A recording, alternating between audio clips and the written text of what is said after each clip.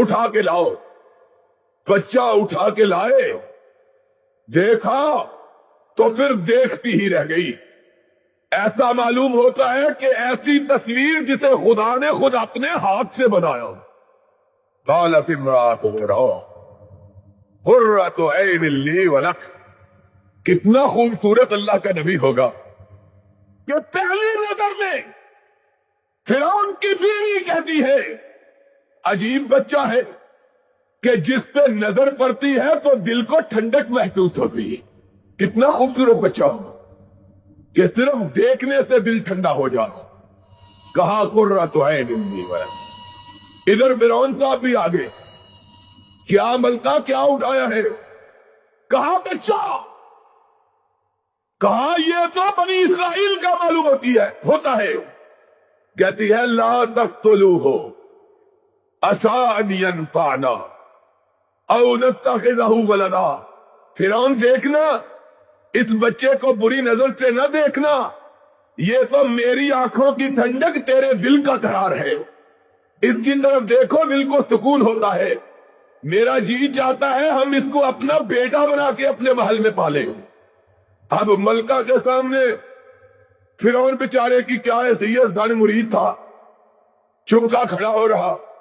اب دم مارنے کی جرت نہیں ہے, چپکا کھڑا.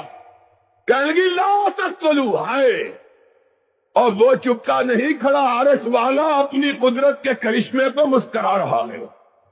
اس کے لیے لاکھوں بچے مروائے تھے, گھروں میں ڈھونڈ ڈھونڈ کر, محلوں میں سپاہی بیچ کر, لو مروا کے دیکھو میرے گھر آیا ہے, ذرا گسند پہنچا کے تو دیکھ.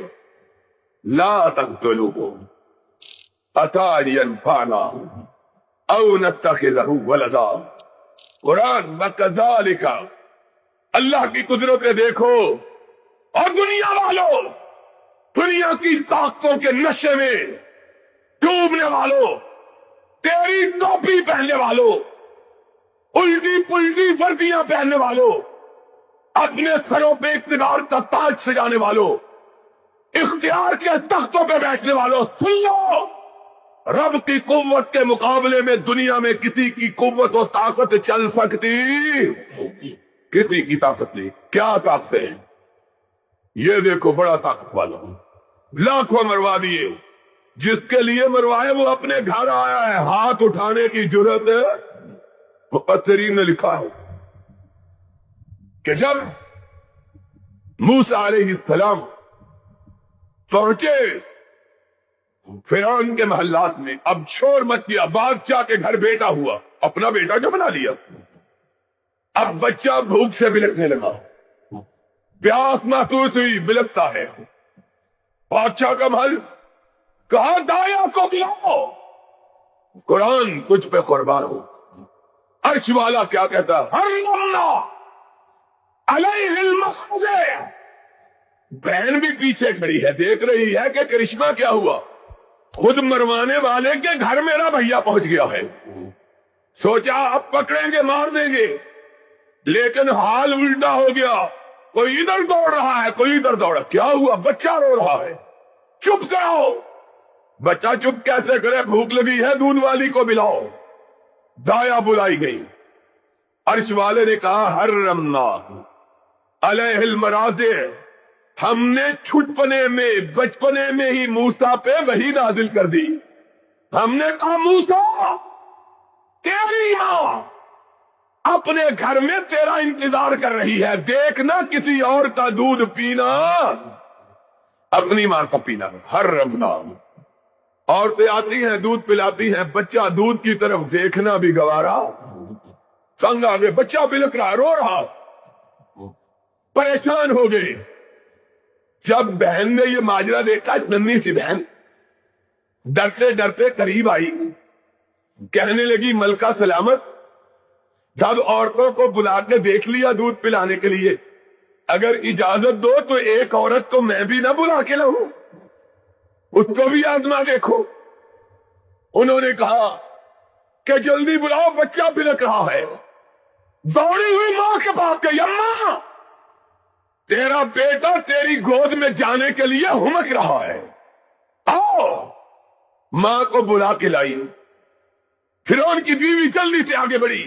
ہائے میرا بیٹا بھوک سے نڈال. بی بی ذرا دودھ پلا کے دیکھ تو صحیح, شاید تیرا پی لے. قرآن فردد نہ ہو الہ نہیں کئی تکر رہا نہا ولا تحزن. موسیٰ کی ماں نے بچہ گود میں لیا, بچہ پیار سے ہنکنے لگا. موسیٰ کی ماں نے دودھ پلایا, دودھ پینے لگا. آسمان سے وحی آ گئی. فرشتہ آ کے موسیٰ کی ماں کے کان میں کہتا ہے, موسیٰ کی ماں رب نے کہا ہے دیکھو ہمارا وعدہ کتنی جلدی پورا ہوا ہے, امانت بھی واپس آئی. بیٹا تیرا بڑے شاہی محل میں دودھ تو پلائے, تنخواہ فرعون دے. وہ فرعون جو قتل کروانا چاہتا تھا اس بچے کے پالنے کے لیے اپنے خزانے سے تنخواہ دے رہا. اور تنخواہ کس کو دے رہا ہے؟ اس کی سگی ماں کو. تنخواہ کس کو دے رہا ہے؟ اس کی اللہ. یہ ہے اللہ. اس کو کیا کہتے ہیں؟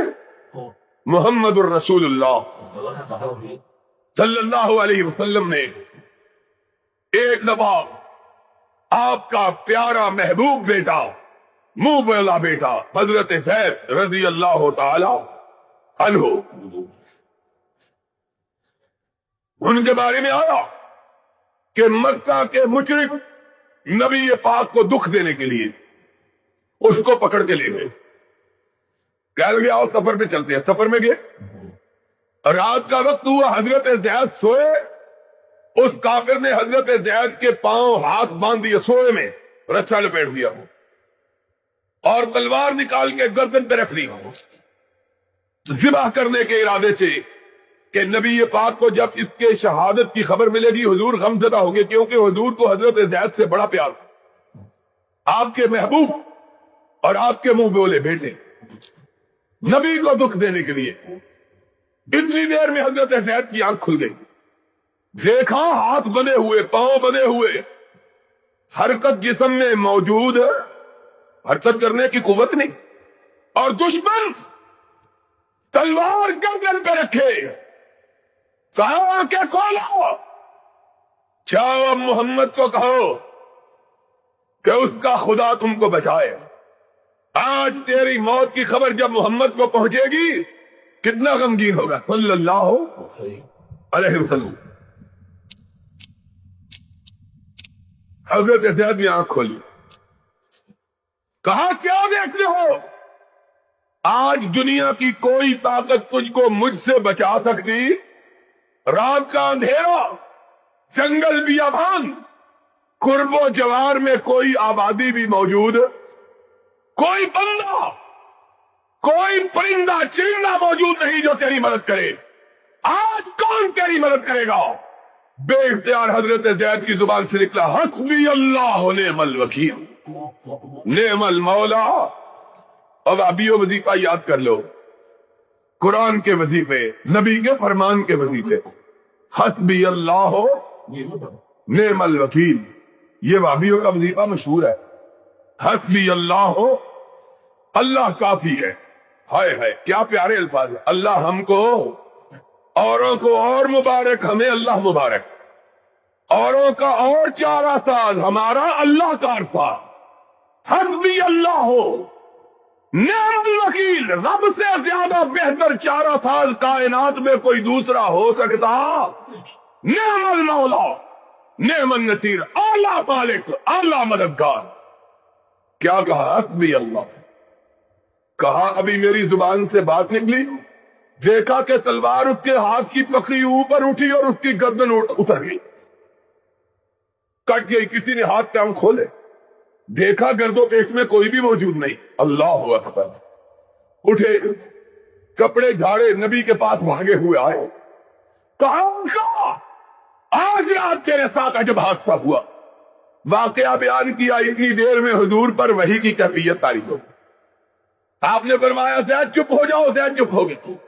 کہا آقا اس طرح مجھے باندھا, اس طرح میری گردن پہ تلوار رکھی. پھر ابھی یہاں تک کہا کہ وحی آئی. وحی کا سلسلہ منقطع ہوا تو نبی نے فرمایا پھر تو نے کہا حسبی اللہ.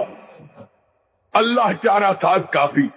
اور اللہ نے کہا اس جنگل بیابان رات کے اندھیرے میں اب مجھ کو پکارنے والے میں تیری مدد کے لیے آ رہا ہوں.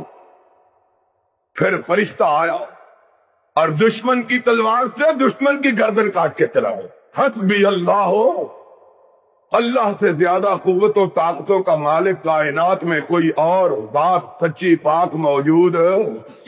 فرعون اس کے لیے لاکھوں بچے مرواتا ہے اور اللہ اس کے گھر میں پلواتا ہے, اور گھر میں نہیں پلوایا, کہاں تو پیسے خرچ کر اس کو پالنے کے لیے, اپنے دشمن کو پالنے کے لیے خود پیسے صرف کر, پالو اس کو. مفسرین نے لکھا ہے ایک دن فرعون نے پیار سے موسیٰ علیہ السلام کو اٹھایا گوگو. اللہ اکبر. موسیٰ علیہ السلام اٹھاتا ہے موسیٰ علیہ السلام کو, بچپنے میں ایک چھوٹا سا بچہ سال کا. موسیٰ علیہ السلام نے داڑھی پکڑ لی اور خوب زور سے 2-3 جھٹکے دیے. فرعون گھبرا گیا, بیوی دیکھ رہی ہے, کہنے لگا بی بی فال تو نہیں ہے, معلوم ہوتا ہے بچپنے میں ہی میری داڑھی کھینچ رہا ہے, بڑا ہو کے پتہ نہیں کیا کرے گا, معلوم ہوتا ہے کہ کسی کے ہاتھوں مارا جاؤں گا. بیوی کہتی ہے تو پاگل ہو گیا ہے, تجھ کو تو وہم ہے, ایسے ہی تو ڈرا ہوا ہے, بچہ ہے, بچہ کھیلتا ہے, اس کا کیا ہو. کئی ایسے حادثے ہوئے کہ فرعون کو شک پڑ گیا کہ یہ وہی بچہ ہے جس کے لیے لاکھوں مروائے اور آج گھر میں پال رہا. ایک دفعہ امتحان لینے کے لیے کہنے لگا کہ اگر یہی بچہ ہے تو پھر اس کا کام ختم کرو. بیوی نے روکا, کہنے لگی بچہ ہے, تو ویسے ہی بچے کی باتوں سے گھبراتا ہے, نہیں اس کو کیا پتہ. کہنے لگا نہیں.